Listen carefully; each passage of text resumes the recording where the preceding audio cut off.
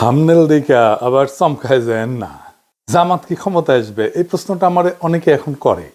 আমি সবাইরে উত্তর দিই, জামাত ক্ষমতায় যাওয়ার এক উজ্জ্বল সম্ভাবনা তৈরি হয়েছে, কিন্তু যাইতে পারবে কিনা এটা নির্ভর করবে একান্তভাবে জামাতের উপরে। আমার ব্যক্তিগতভাবে মনে হয়েছে জামাত হয়তো নিজেও মনে করতে পারতেছে না যে তারা ক্ষমতায় যেতে পারে। তাহলে কি করলে জামাত ক্ষমতায় যেতে পারে বা ক্ষমতায় যাওয়ার সম্ভাবনা আরো উজ্জ্বল হয়, সেটার আলাপ আজকে। আগে দেখে নি জামাতের জন্য ইলেকশনে জেতাটা কেন খুবই সম্ভব, আর কেনই বা জামাত জিততে পারে। প্রথম কারণ হইতেছে যে দেশের মানুষ নতুন রাজনৈতিক শক্তিকে ক্ষমতায় দেখতে চায়। বিএনপির বিগত সময়ের শাসনের স্মৃতি এখনো দগদগে ক্ষতর মতো এক প্রজন্মের মনে জায়গা আছে। আইন শৃঙ্খলার অবনতি, 64 জেলায় বোমা হামলা, বাংলা ভাইয়ের উত্থান, পরপর 5 বার দুর্নীতিতে চ্যাম্পিয়ন, আর 2001 সালে নির্বাচনের পরে তো হিন্দু সম্প্রদায়ের উপরে যে বিভৎস নির্যাতন চালাইছিল বিএনপি, ওইটার কথা আর নাই বলি। আজকে অনেক কিছুই বলি না, জাস্ট মায়া কইরা, কিন্তু মায়া করার সময় শেষ, বলতে হবে এখন সবই। এইসব তো একটা প্রজন্মের মনে জল জ্বলে। এছাড়াও বিএনপির রাষ্ট্র চালানোর অদক্ষতা ছিল প্রকাশ্য। ক্ষমতার একাধিক কেন্দ্র তৈরি হয়েছিল, তাইওয়ানে অফিস খুলতে দিছে বাণিজ্য মন্ত্রী, আর কেউ জানে না। বিএনপির আমলে এমপিদের দৌড়ানি দিল পাবলিকে। দুনিয়াতে পানি আর বিদ্যুৎ নিয়ে আন্দোলন হয়েছিল, একটা বিশাল বড় আন্দোলন। ওইটি আন্দোলন ঠেকাইতে গেছে সালাউদ্দিন এমপি, বিএনপির ওই এলাকায়। পাবলিকের দিছে দৌড়ানি, সে দৌড়ে যান বাঁচেছে। ওর নাম হয়েছিল দৌড় সালাউদ্দিন। এই সালাউদ্দিনের হিস্ট্রি জানেন? হ্যাঁ, জানেন না? ওই বিএনপির জামাই কোটার যে বুদ্ধিজীবী নিজের এলিট মনে করে, আর লিখেছে আমি নাকি বাঙ্গু এলিটদের ভ্যালিডেশন চাই। তো বিএনপির এলিট সালাউদ্দিন, দৌড় সালাউদ্দিন, এই এলিটও তো তার এমপি, তাই না? তো যেহেতু তার একটা আমল নামা দেখে আসেন, দৌড় সালাউদ্দিনের আমল নামা। এই দৌড় সালাউদ্দিন এইচএসসি পাশ করে একটা জীবন বীমা কোম্পানির চাকরি করত। বীমা কোম্পানি একটা মাঠকর্মী ছিল, মানে যে যে মানুষের দুয়ারে দুয়ারে যে তার ইন্স্যুরেন্স করাইতো, তারপর একটা কমিশন পাইতো। মুজিবও কিন্তু একই জিনিস ছিল আর কি। তো পরে চাকরি করা অবস্থায় একটা ট্রাক কিনে একটা রাশন ট্রাক না করলে, ওই যে ক্ষুদ্র ভাতরা আবার রাশন ট্রাক দেখতে পাচ্ছে, রাশন ট্রাক না, এই এগুলা ঝরঝরা ট্রাক আর কি। এই ট্রাক দিয়ে ওর শ্যালক লুৎফর রহমানের একটা ইট ভাটা ছিল, ওই ইট ভাটায় মালামাল দিত আর কি। আর লুৎফর রহমান কে ছিল জানেন? শ্যামপুর ইউনিয়নের চেয়ারম্যান ছিল, আওয়ামী লীগের সভাপতি ছিল। তারপরে তো সে ড্যামরা, সায়দাবাদ, যাত্রাবাড়ি বাস টার্মিনাল এটার মাথা হয়ে দাঁড়ায়। একটা ট্রাকের মালিক আস্তে আস্তে আরো ট্রাক করতে করতে অঢেল সম্পত্তির মালিক হয়। আর ট্রাক ব্যবসার আড়ালে চলতে থাকে বাস টার্মিনালে চাঁদাবাজি। এর মধ্যে তার সাথে শ্রমিক দলের সখ্যতা গড়ে ওঠে। ধীরে ধীরে মূলধারার রাজনীতির সাথে তাকে সম্পৃক্ত করতে থাকে, আর 1991 বিএনপির টিকিট পেয়ে যায়। এই হইতেছে দৌড় সালাউদ্দিনের উত্থান কাহিনী, আমাদের জামাইকোটার বুদ্ধিজীবীর এলিট। জুরাইনের মাজার রোডের একটা সিএনজি ফিলিং স্টেশন আছে তার, ওই মাজার শরীফের জমি দখল কইরা ওই ফিলিং স্টেশন করেছে দৌড় সালাউদ্দিন। একটা পত্রিকাও কিনেছিল দেশ জনতা নামে। তো শ্যালক যেহেতু আওয়ামী লীগে, তার তেমন কোনো অসুবিধা হয়নি, একবার বোধহয় জেলে নিয়ে গেছিল। তো বিএনপির জামাইকোটার বুদ্ধিজীবীর কাছে তো এইচএসসি পাস চান্দাবাজ দৌড় সালাউদ্দিন হইতেছে এলিট, আর এইসব এলিটদের ইন্টেলেকচুয়াল ল্যাটেল হইতেছে এই জামাইকোটার বুদ্ধিজীবী। লজ্জা লাগে না? হ্যাঁ, যাই হোক, বিএনপির মেলা স্বীকৃতি আছে, আস্তে আস্তে আসবে আর কি। এই বিএনপি কি কম লুটপাট করেছে তার শাসন আমলে? তো এখন এই যে ইকোনমির অবস্থা দেখিচ্ছেন, দেশের এটা বিন্দু মাত্র লুটপাট সহ্য করার ক্ষমতা নাই। দেশটা ধ্বংস হয়ে যাবে, রাষ্ট্র নাই হয়ে যাবে লুটপাট হইলে। প্রফেসর ইউনূস লুটপাট বন্ধ করেছে, লুটপাট হয় না, রিজার্ভ কিন্তু বাড়িচ্ছে, কিন্তু ইকোনমি রিকভার করে নাই। এর উপরে যদি লুটপাট শুরু হয়, তাহলে দেশ নিজেই জয় বাংলা হয়ে যাবে। এটা পাবলিক বুঝে, সেই জন্যে তারা চায় দেশে যেন দুর্নীতি আর না হয়। এই যে র্যাব কারা বানাইছিল জানেন? বিএনপি বানাইছিল কেন জানেন? নিজের দলের গুন্ডাদের নিয়ন্ত্রণ করতে পারতেছিল না, র্যাব কইরা মারিছিল এই গুন্ডাদের। নারায়ণগঞ্জে ডেভিড বইলে এক বিএনপির নেতা ছিল, মমিনুল্লাহ ডেভিড। শামীম ওসমান তার কাছে দুগ্ধপোষ্য শিশু, নস্যি ছিল, তারে মারে র্যাব ক্রসফায়ারে। ভালো ক্রিকেট খেলতো কিন্তু ওই ডেভিড, কিন্তু হয়ে আউট ছিল শীর্ষ সন্ত্রাসী। সেনাবাহিনীর যে সিভিল ইস্যু সামলাতে নামানো যায় না, এই কমন সেন্স বিএনপির নেতাদের ছিল না, একজনেরও ছিল না। সেনাবাহিনীর মধ্যে মানবাধিকার লঙ্ঘন করে ফিরে যাওয়া সেনা কর্মকর্তার সৈনিকেরা যে মারাত্মক সমস্যা সৃষ্টি করেছে, এটার ক্ষত কতদিনে যে যায় আল্লাহ জানে। এটা সৃষ্টি করছে বিএনপি। এদের রাষ্ট্র চিন্তা কত দুর্বল, এরা রাজনীতি বোঝে না, রাষ্ট্র তো দূরের কথা। কারণ এইখানে জামাত তার প্রাসঙ্গিকতা তুলে ধরতে পারবে ভোটারদের কাছে। জামাত ক্ষমতায় আসলে তার নেতা মন্ত্রীরা দুর্নীতি করবে না, করেনি, আগে ছিল মন্ত্রী, এটা ধরে নেওয়া যায়। কিন্তু এর মানে কি দেশ চালাইতে পারবে? জামাতের লোকেরা শুনে অবাক হইতে পারেন যে আমার কাছে নানা দিক থেকে নানা ধরনের লোক জানতে চাইতেছে জামাত ক্ষমতায় আসলে কি করবে। অনেকে চায়নায় গেছি উঠেও জানতে চাইছে, কারণ তারা জানে যে আমি জামাতের ক্ষমতায় আসার সম্ভাবনার কথা প্রকাশ্যেই জোরের সাথে বলছি। যারা এই প্রশ্নগুলো করছে তার মধ্যে আছে ডিপ্লোম্যাট, ইন্টেলেকচুয়াল, বিদেশিরা তো আছেই, শীর্ষ ব্যবসায়ী আছে, নারী আছে, এমনকি আমার মাও জিজ্ঞেস করেছে। কি প্রশ্ন শুনলে অবাক হইবেন, বলতেছে জামাত ক্ষমতায় আসলে কি মদ খাওয়া বন্ধ করে দিবে, আমার ওদের মদ খেতে দিবে। এই প্রসঙ্গে ফরদ মজার ভাইয়ের একটা কৌতুক মনে আসলো আর কি, সত্য কৌতুক আর কি। উনি এক বিখ্যাত সম্পাদকের কথা কইতেন, বলতেন উনি নাকি ইসলামপন্থীরা ক্ষমতায় আসলে মদ খেতে পারবেন না, এই জন্য সেকুলারিজম প্রমোট করে। যাই হোক, আমি কই যে উনারা নির্বাচনী ম্যানিফেস্টো দিক, তারপরে দেখেন কয় না না দিতে হবে না। মৌলানা মতিউর রহমান নিজামী মদ নিয়ে জাতীয় সংসদে একটা মতামত দিছিল, আমার আবার ইনবক্সে পেঠে দিছে এই ভিডিওটা, শুনেন। এটা খুব মূল্যবান আলোচনা করেছেন উনি, শুনেন। মদ আল্লাহ তাআলা হারাম করেছেন, এটা কিয়ামত পর্যন্ত হারাম থাকবে। সারা দুনিয়ার সকল মানুষও যদি জায়েজ বলে, হালাল বলে, তবুও এটা হারাম থাকবে। আল্লাহ, রসুল এবং আখিরাতের প্রতি, কোরআনের প্রতি যারা ঈমান পোষণ করে তাদের কাছে মদের দাম কমানো বাড়ানো অথবা শুল্কের হ্রাস বৃদ্ধি তাদের কাছে কোনো ব্যাপারই নয়। মাংনাও যদি দেওয়া হয়, মদের ফ্যাক্টরির মধ্যে যদি বদ্ধ দরজা জানালার মধ্যে তাদের রাখা হয়, তবুও তারা আল্লাহর ভয়ে মদ স্পর্শ করবে না। মানে স্পিকার, আমি তাদের উদ্দেশ্যে বলতে চাই, তারা যদি সত্যি এটা নিয়ে রাজনীতি না করতে চান, আন্তরিকভাবে মদ বন্ধ হোক এটা চান, তাহলে মদ বন্ধ তো ইসলামী অনুশাসন পুরোপুরি চালু ছাড়া হতে পারে না। ইসলামী রাষ্ট্র ব্যবস্থা, সমাজ ব্যবস্থা, শিক্ষা ব্যবস্থা চালু হওয়া ছাড়া হতে পারে না। অনুশাসন কায়েমের আন্দোলনকে বলেন মৌলবাদ, বলেন সাম্প্রদায়িকতা, বলেন ধর্মান্ধতা। যতদিন তারা ইসলামী রাষ্ট্র ব্যবস্থা, সমাজ ব্যবস্থার আন্দোলনকে মৌলবাদ, সাম্প্রদায়িকতা, ধর্মান্ধতা বলা বন্ধ না করছেন, ততদিন মদের ব্যাপারে তাদের কোনো প্রশ্ন তোলার অধিকার নাই। মানে স্পিকার, এই ব্যাপারে আর একটা পিকচার আমি আপনার সামনে আনতে চাই। 1400 বছর আগে জনাবে মুহাম্মদুর রাসূলুল্লাহ সাল্লাল্লাহু আলাইহি ওয়াসাল্লাম যখন ইসলামের দাওয়াত দিচ্ছিলেন, সেই যুগটাকে বলা হয় আইয়ামে জাহিলিয়া। তখনকার দিনে মানুষের মদের আসক্তি আরো অনেক বেশি ছিল। আরবি ভাষায় দেখেছি মদের নাম 200-এরও বেশি। তাদের কাব্য সাহিত্যে মদের বন্দনায় ভরপুর। সেখানে বাড়িতে বাড়িতে মদের মটকি ছিল। আমেরিকার মতো এরকম প্রচার মিডিয়া ছিল না মোটিভেশনের জন্য, কিন্তু ইমানি শক্তি, আল্লাহ, রসুল, আখিরাতের প্রতি বিশ্বাস এমন একটা শক্তি, এই শক্তির বলে সেদিন পর্যায়ক্রমে মানুষকে তৈরি করে নিয়ে যে মদ নিষিদ্ধ করা হয়েছিল। আজকেও মুসলিম বিশ্বের সংখ্যাগরিষ্ঠ মানুষ আইনের কারণে নয়, আল্লাহর ভয়ে মদ থেকে দূরে থাকে। তো আমি এটা শুনে কই যে আমিও তো মদ খেতে নিষেধ করি, মানে ডাক্তারেরা আর কি। তো ওনারা কয় না না, ডাক্তাররা নিষেধ করলে সেটা অন্য কথা, কিন্তু মদ খেতে দিতে হবে। আমি কই না, খেতে দিলে সমস্যা কি? ওনারা বলেন যারা মদ খায় তারা তো এলিট, তারা ইকোনমি মেনটেন করে। তা আমি কইলাম না না না, এই যে বিএনপির জামাই কোটা বুদ্ধিজীবী, সে তো এলিট, সে তো মদ খায় না। তো এই প্রসঙ্গে একটা ইন্টারেস্টিং কৌতুকের কথা মনে আসলো, বিএনপি প্রসঙ্গে আর কি, মদ খাওয়া প্রসঙ্গে। জাদু মিয়া ছিলেন না, মশিউর রহমান জাদু মিয়া, ন্যাপ করতেন। তো বিএনপি তো ন্যাপ, মুসলিম লীগ আর সুটকা সাটকা আওয়ামী লীগ মিলে তো বিএনপি তৈরি। তো উনি মশিউর রহমান জাদু মিয়া পরে বিএনপি প্রতিষ্ঠাতাদের একজন ছিলেন আর কি। কথিত আছে যে মশিউর রহমান জাদু মিয়া এই অগ্নিজল পান করার অভ্যাস ছিল আর কি।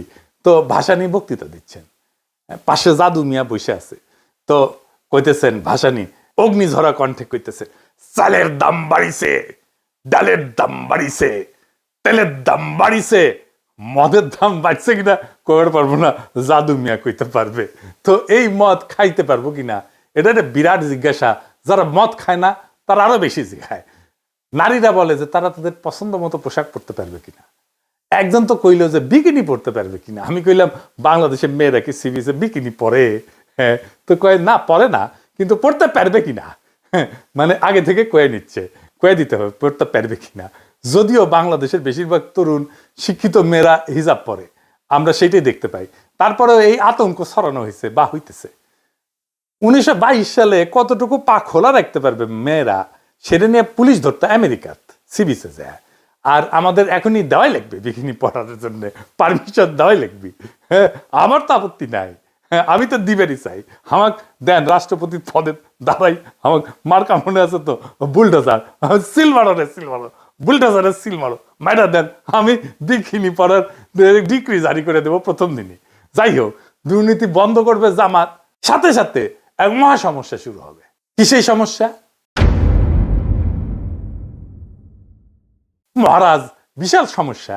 এই যে রাষ্ট্রযন্ত্র, তার প্রত্যেকটা নাট বল্টু দুর্নীতিগ্রস্ত, চেয়ার টেবিল পর্যন্ত ঘুষ খায়। যেই আমলাতন্ত্রের উপরে সে বৈশা রাষ্ট্র চালাবে সেটাই তো করাপ্ট, আগা পাঁচতলা করাপ্ট।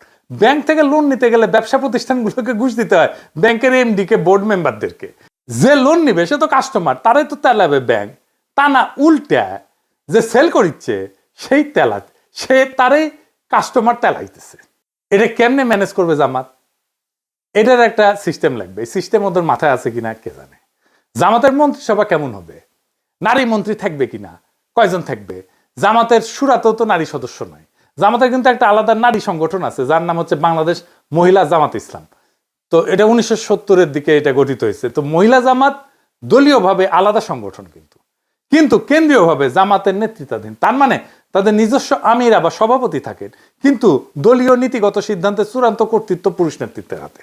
তার মানে সিদ্ধান্ত গ্রহণের নারীদের সরাসরি অংশগ্রহণ নাই জামাতের। এটার একটা ফয়সালা দিতে হবে জামাতকে। কেমনে? এটা পরে আমি কিঞ্চিত একটা হিন্টস দেব। এরপরের ইস্যুটা জামাতের ঐতিহাসিক রাজনৈতিক ভুল নিয়ে। আমি আগেও বলছি, এখনো বলি, জামাতের রাজনৈতিক ভুলগুলা কেন হয়েছে তার কোনো গ্রহণযোগ্য ব্যাখ্যা দাঁড় করাতে পারে না জামাত। সেই পাকিস্তান সৃষ্টির আন্দোলনে জিন্নার বিরোধিতা, জমিদারি উচ্ছেদের বিরোধিতা করা, 1971-এ স্বাধীন বাংলাদেশের অভ্যুদয়ের বিরোধিতা করা, এটা কোনো গ্রহণযোগ্য ব্যাখ্যা দাঁড় করাতে পারে নাই জামাত। হাসিনার মতো বললে হবে না যে অতীতের ভুল ত্রুটি ক্ষমা সুন্দর দৃষ্টিতে দেখিয়া আওয়ামী লীগকে একবার দেশ সেবার সুযোগ দিন, এটা কইলে হবে না। ফিলোসফিক্যালি আর একটা সমস্যা আছে জামাতে। সেটা কি? ফিলোসফিক্যালি জামাতের রাজনৈতিক দর্শন দাঁড়ায় আছে মৌলানা মওদুদির উপরে। মৌলানা মওদুদি একজন দুর্দান্ত মেধাবী পলিটিক্যাল থিঙ্কার এবং ফিলোসফার, কিন্তু উনি তো সমাজতন্ত্রের পতন দেখে যাননি, উনি তো ওয়ার অন টেরর দেখেন নাই, উনি তো সারা দুনিয়া জুড়ে ইসলাম বিদ্বেষ দেখেন নাই, উনি তো ইসলাম কোপানো দেখেন নাই, উনি ডেমোক্রেসির সংকট দেখেন নাই, সোশ্যাল মিডিয়ার পাওয়ার দেখেন নাই, আর্টিফিশিয়াল ইন্টেলিজেন্স দেখেন নাই। তাই ওনার চিন্তার একটা রিভিউ দরকার আছে, নতুন দিনের মতো করে সাজানোর দরকার আছে। সেটা কি করছে জামাত? করে নাই। আমরা কেউ কেউ বলছেন জামাতের মন্ত্রিসভা কেমন হবে, কারা জামাতের ফেস হইয়া সাধারণ মানুষের আর দুনিয়ার সাথে ডিল করবে। ডাক্তার শফিক সাহেব কি ডিল করবে? মানে হাসিনা নেতা হইতে পারবে কিন্তু ডাক্তার শফিক হইতে পারবে না, যেহেতু ওনার মুখে দাঁড়িয়ে আছে আর মাথার টুপি আছে। পাবলিকে ভোট দিলেও পারবে না, ডেমোক্রেটিক্যালি একটা ইলেকশনে জিতে আসলেও পারবে না। মজা আর কি। আর একটা ইস্যু হইতেছে যে কেউ কেউ মনে করতেছে জামাত আসলে একটা অ্যান্টি হিন্দু রাজনীতি করবে। এই ইস্যুটারে জামাত বুদ্ধিমত্তার সাথে মোকাবেলা করতে পারে না, এখনো পারতেছে না। সে হিন্দু সম্প্রদায়ের সাথে এনগেজ কিভাবে হইতে হবে সেটা ধরতে পারে না। একবার জামাতের হিন্দু শাখা করে এইভাবে, আর একবার গোবিন্দ প্রামাণিকের হাত ধরে। আপনারা এখানে এসেছেন জামাতুল ইসলামের ডাকে। জামাতুল ইসলাম শুধুমাত্র একটা রাজনৈতিক দল নয়, এটা একটা ইউনিভার্সাল ইউনিভার্সিটি। আপনারা এখানে আসেন, শিক্ষা লাভ করেন, নীতি শিক্ষা নেন, আদর্শের শিক্ষা নেন, এবং কিভাবে ধর্ম অনুযায়ী দেশ নিজের জীবন পরিচালনা করা যায় এবং দেশ পরিচালনা করা যায়, আপনারা সেই শিক্ষা লাভ করেন।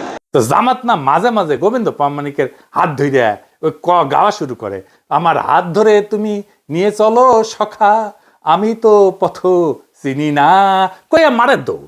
সে অখণ্ড ভারতের সৈনিক RSS এর পান্ডা গোবিন্দ প্রামাণিকের হাত ধরিয়া। এটা ইসলামী দলের হিন্দু শাখা হইতে পারে না, ফুল স্টপ। কাঁঠালের আম সত্য হয় না রে ভাই। এই সিম্পল জিনিসটা জামাত না বুঝলে কেমনে হবে? তাহলে কি করবে সে, কিভাবে এনগেজ হবে হিন্দু সম্প্রদায়ের সাথে?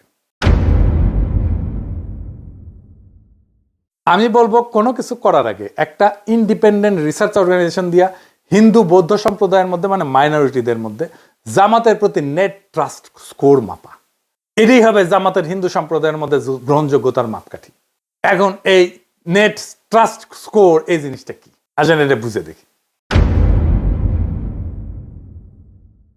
এটা একটা সহজ মাপ, মানে মানুষ জামাত ইসলামকে কতটা বিশ্বাস করে আর কতটা অবিশ্বাস করে তার পার্থক্য কিভাবে মাপা যায়। ধরা যাক 100 জন হিন্দু বা মাইনরিটি নাগরিককে জিজ্ঞেস করা হইলো, আপনি কি মনে করেন যে জামাত এখন সংখ্যালঘুদের নিরাপত্তা এবং মর্যাদা রক্ষা করতে চায়? তাদের উত্তরে যদি 50 জন বলে হ্যাঁ বিশ্বাস করি, 30 জন বলে না অবিশ্বাস করি, 20 জন যদি নিরপেক্ষ থাকে, তাইলে হিসাবটা হচ্ছে নেট ট্রাস্ট স্কোর হবে 50 - 30 = 20। অর্থাৎ নেট ট্রাস্ট স্কোর হচ্ছে +20। মানে মানুষ এখন মোটামুটি বিশ্বাস করতে শুরু করছে। যদি উল্টাটা হয়, মানে 30% বিশ্বাস করে আর 50% যদি অবিশ্বাস করে, তাহলে স্কোর হবে কত? 30 - 50 মানে -20। মানে মানুষের এখনো সন্দেহ আছে।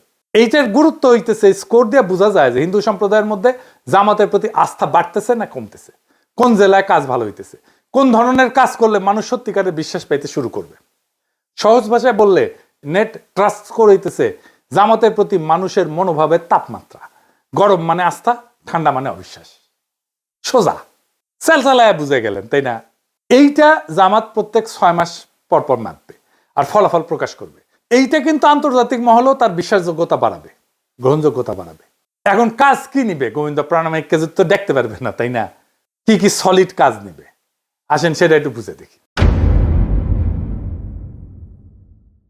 প্রথমে জামাতকে একটা মাইনরিটি চার্টার ঘোষণা করতে। এই মাইনরিটি চার্টার মানে হইতেছে এক ধরনের প্রতিশ্রুতি বা শপথনামা, যেখানে জামাত ইসলাম প্রকাশ্যে বলে দেবে তারা এখানে ধর্ম দেখে না, ন্যায় মানবিকতা দেখে রাজনীতি করবে। এই চার্টারে বলা থাকবে দেশের হিন্দু বৌদ্ধ খ্রিস্টান সহ সব নাগরিকদের নিরাপত্তা, সম্মান আর সমান সুযোগ নিশ্চিত করা জামাত নৈতিক দায়িত্ব বলে মনে করে। প্রথমে বলা হবে যে সবাই নিজের ধর্ম পালন করতে পারবে কোনো ভয় বা বাধা ছাড়াই। কেউ কাউকে ধর্মান্তরিত করার চেষ্টা করবে না। মন্দির, গির্জা বা অন্য উপাসনালয়ে নিরাপত্তা নিশ্চিত করতে জামাত নিজের লোকজন দিয়ে প্রয়োজনে সহায়তা করবে। কোথাও সহিংসতা বা দখলবাজি হলে দলের পক্ষ থেকে প্রকাশ্যে নিন্দা জানানো হবে এবং অপরাধী জামাতেরই হোক বা অন্য কেউ হোক তার বিরুদ্ধে ব্যবস্থা নেওয়া হবে। চার্টারে এটাও বলা থাকবে যে চাকরি, শিক্ষা, সরকারি সুযোগ এটাতে কারো ধর্ম কোনো বাধা হবে না। জামাত পরিচালিত কোনো স্কুল, কলেজ, শিক্ষা প্রতিষ্ঠান বা প্রতিষ্ঠানে হিন্দু বা অন্য ধর্মের মানুষ সমান সুযোগ পাবে। ভূমি বা সম্পত্তি দখল বা জবরদখল হলে ন্যায় বিচারের জন্য আইনি সহায়তা দেওয়া হবে। নারী এবং তরুণদের অংশগ্রহণে গুরুত্ব দেওয়া হবে। হিন্দু মেয়েরা চাইলে জামাতের সামাজিক শিক্ষা কার্যক্রমে যুক্ত হতে পারবে। সবশেষে একটা স্পষ্ট প্রতিশ্রুতি থাকবে, জামাত শুধু ইসলাম রক্ষা না, জামাত ন্যায় রক্ষার রাজনীতি করে। সংখ্যালঘু নাগরিকদের মর্যাদা রক্ষা করাটা ইসলামের আসল শিক্ষা, এই কথাটা তারা প্রকাশ্যে বলবে। এই চার্টার গুরুত্বপূর্ণ কারণ এটা দেখাবে যে জামাত বদলাইছে। এটা হিন্দু সম্প্রদায়ের মধ্যে আস্থা ফিরিয়ে আনবে এবং আন্তর্জাতিক মহলে ইতিবাচক ভাবমূর্তি তৈরি করবে। আর বাংলাদেশে ন্যায়ের রাজনীতির একটা নতুন ভাষা দিবে। সংক্ষেপে মাইনরিটি রাইটস চার্টার হইতেছে জামাতের বিশ্বাস ফেরানোর অঙ্গীকারপত্র, যেখানে তারা বলে সব নাগরিকই আমাদের, কেউ সংখ্যালঘু না। এইরকম একটা চার্টার নারীদের জন্য করা যায়। আর হ্যাঁ, এলিটদের জন্য, মদ খাওয়ার জন্য কি করবে এটা জামাত নিজেরা বুঝে দেখুক, যেন সমস্ত সমাজে নেট ট্রাস্ট বাড়তে থাকে জামাতের প্রতি। এখন জামাত আসলে হিন্দু সম্প্রদায়ের সাথে কিভাবে এনগেজ হবে? যদি জামাত ইসলাম সত্যি হিন্দু কমিউনিটির সাথে অর্থভাবে এবং রাজনৈতিকভাবে ফলপ্রসূ এনগেজমেন্ট করতে চায়, তবে পুরানো সহাবস্থান বা ধর্মীয় সহনশীলতার কথা বললে কাজ হবে না। এখন দরকার হবে ইনোভেটিভ, ইন্টেলেকচুয়াল, সাবভার্সিভ এবং ন্যারেটিভ চেঞ্জিং আইডিয়া, যা সাইমালটেনিয়াসলি হিন্দু কমিউনিটির আস্থা অর্জন করবে, নাম্বার 1। নাম্বার 2, জামাতের আদর্শের মধ্যে থিওলজিক্যাল কনসিস্টেন্সি রাখবে। 3 নাম্বার হইতেছে রাজনৈতিকভাবে আন্তর্জাতিক গ্রহণযোগ্যতা তৈরি করবে। আমি কয়েকটা ইনোভেটিভ আইডিয়া দিতেছি, এগুলোই সব না বা এগুলোই যে চূড়ান্ত তাও না, এগুলো চিন্তা করা যাইতে পারে, আমি আইডিয়া হিসেবে দিতেছি। এগুলো আমার মতে বাস্তবে প্রয়োগযোগ্য এবং কৌশলগতভাবে গেম চেঞ্জার হইতে পারে, আর হিন্দু সম্প্রদায়ের সাথে পলিটিক্যালি জামাত যুক্ত হইতে পারবে। নাম্বার 1, কমন গুড পলিটিক্স বা ইসলামিক ভাষায় নাগরিক সংহতি। জামাত একটা শরিকুল খায়র বা শেয়ার্ড গুডনেস অ্যালায়েন্স করতে পারে, এই নামে নতুন একটা ফোরাম তৈরি করতে পারে। যেখানে হিন্দু সম্প্রদায়ের লোকজন, শিক্ষক, চ্যারিটির লোকজন, দাতব্য সম্প্রদায়ের লোকজন, মাদ্রাসা শিক্ষক, স্থানীয় মুসলিম নেতারা যৌথভাবে কাজ করবে। কিসের জন্য কাজ করবে?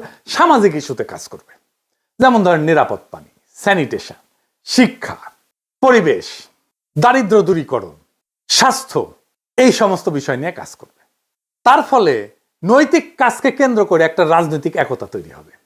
আর একটা ইন্টারেস্টিং কাজ করা যায়। যেমন ধরেন ফেইথস অফ বেঙ্গল এই নামে ফেস্টিভ্যাল করতে পারে, উৎসব, ধর্মীয় ঐতিহ্যের একটা পুনর্দখলের ধারণা।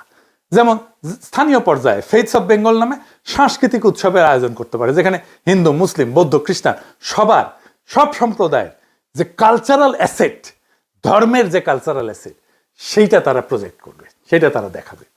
হিন্দু সম্প্রদায় কীর্তন করতে পারে, মুসলমান সম্প্রদায় মিলাদ করতে পারে, কাওয়ালি করতে পারে, খাবার থাকবে এখানে, হিন্দু উৎসবের খাবার, মুসলিম উৎসবের খাবার, হিন্দুদের পোশাক, মুসলিমদের পোশাক, এগুলো প্রদর্শিত হবে। লক্ষ্য হবে আমাদের মিলিত সংস্কৃতি আমাদের রাজনীতিকে ছাড়াই গেছে, এই বার্তাটা দেওয়া। এইটা ইসলামের সামাজিক ন্যায়ের ধারণাকে সাংস্কৃতিক ভাষায় উপস্থাপন করবে। জামাতকে সংস্কৃতি বিরোধী দল বলে না, এখান থেকে বের করে আনা যাবে। এটা করে একাডেমিক স্তরে আর একটা কাজ করা যায়, যেমন ইন্টারফেথ থিঙ্ক সার্কেল। এইটা একাডেমিক স্তরে ন্যারেটিভ শিফটের কাজ করবে। কিন্তু যেমন জামাত একটা নীতিগত থিঙ্ক ট্যাঙ্ক তৈরি করতে পারে, বাংলাদেশ ইন্টারফেথ এথিক্স ফোরাম, যেখানে মুসলিম, ইসলামবিদ, হিন্দু পণ্ডিত এবং সমাজবিজ্ঞানীরা, তরুণ সমাজবিজ্ঞানীরা একসাথে কাজ করবে।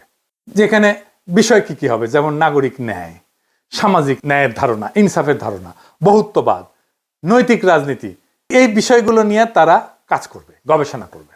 এইটা জামাতের একটা ইন্টেলেকচুয়াল ডিপ্লোমেসি হিসেবে কাজ করবে। বিশ্ববিদ্যালয়, মাদ্রাসা এবং আশ্রমের মধ্যে আলোচনা চালাবে। এর ফলে জামাতের বিরুদ্ধে থাকা ধর্মান্ধতা, অসহিষ্ণুতার এই যে বুদ্ধিবৃত্তিক চিত্র, এটা একেবারে ভেঙে যাবে। আরেকটা অ্যাডিশনাল কৌশল করতে পারে, যেমন ধরেন ডিজিটাল ব্রিজ ফর মাইনরিটিস। যেমন জামাত একটা নিজস্ব ডিজিটাল প্ল্যাটফর্ম তৈরি করতে পারে, যেখানে সংখ্যালঘু নাগরিকরা তার অভিযোগ, ভয়, প্রস্তাব, শঙ্কা এগুলো জমা দিতে পারবে গোপনীয়ভাবে। প্রত্যেক 6 মাসে জামাতের নেতৃত্ব এটা প্রকাশ করবে মাইনরিটি রাইটস প্রোগ্রেস রিপোর্ট, এখান থেকে তথ্য নিয়ে। এইটা হবে বাংলাদেশের প্রথম ইসলামপন্থী দলীয় অ্যাকাউন্টেবিলিটি মেকানিজম টুয়ার্ডস মাইনরিটি। ক্ষমতা শুধু ভোটে আসে না, ক্ষমতা আসে বিশ্বাস থেকে, আস্থা থেকে, মানুষের হৃদয়ে জায়গা করে নেওয়া থেকে। জামাত যদি মানুষের এই আস্থার জায়গাটা বুঝে, নিজেদের ভেতরে গোড়ামি, সংকীর্ণতার, আত্মরক্ষার দেওয়াল ভেঙে ফেলতে পারে, তাহলে বাংলাদেশের মানুষ একদিন বলবে এই দল বদলাইছে, এই দল দেশের জন্য কাজ করতে চায়। আজকের রাজনীতিতে সবচেয়ে বড় অভাব হচ্ছে বিশ্বাসযোগ্যতা। যেই দল এই বিশ্বাস ফিরে আনতে পারবে, যে দল মানুষকে ভয় না দেখায়, তাদের ভবিষ্যতের স্বপ্ন দেখাইতে পারবে, তারাই ক্ষমতায় যাবে, তারাই রাষ্ট্র করবে। জামাতের সামনে সেই সুযোগ এখন সত্যিই তৈরি হয়েছে। কিন্তু দরজা খোলা মানে ভেতরে ঢোকা না। কিন্তু এই দরজায় ঢুকতে হইলে নিজেদের পুনর্গঠন করতে হবে, মানে নীতিতে, সংগঠনে, আচরণে। বাংলাদেশ এখন এমন এক মোড়ে দাঁড়ায় যেখানে ধর্মীয় রাজনীতির নাম শুনলেই অনেকে ভয় পায়।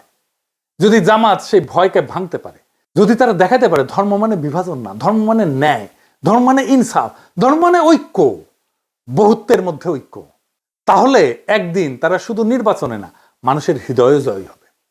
এখন সময় জামাতের জন্য ইতিহাসের সামনে দাঁড়ানোর, অন্যদের বদনাম দিয়ে না, নিজেদের পরিবর্তনের শক্তি দিয়ে প্রমাণ করার। বাংলাদেশে এখন ন্যায়ের রাজনীতি এখনো সম্ভব, ইনসাফের রাজনীতি এখনো সম্ভব। আর সেই রাজনীতি ইসলামের আলো থেকেই জন্ম নিতে পারে। ইনকিলাব জিন্দাবাদ।